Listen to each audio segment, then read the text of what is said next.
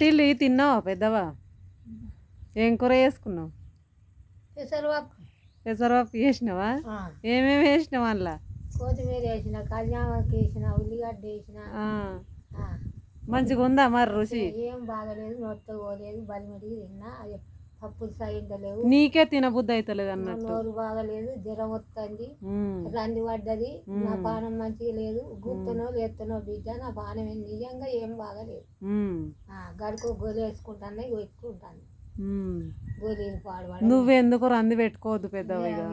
కట్టినాలు కాడు వీడు ఇక్కనాయ, అన్న బాగలేకపోయా, ఇక మళ్ళా రంది పట్టుకోవద్దు. మా అన్న అయితే బతకలేదు, రోజు బతుకడు. మా అన్న అది కుట్టిన గుండెలు వచ్చిపోతున్న గడువు చూడు చెల్లాడు. అన్నా నువ్వు కళ్ళలో లేకుండా పోతే ఆడపోయిందో, అది ఎట్లా మాట్లాడుతుందో, అది ఎట్లా పెడుతుందో తిండి.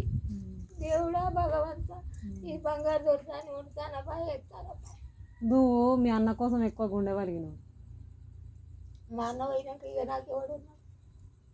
ఎవరేమో అడుగుతారు, ఇళ్ళలో కొడతారని వచ్చి ఎవరు పాపలు అంచె కొడుకులు. నీకు కొంచెం ధైర్యం మీ అన్న ఉంటే కదా.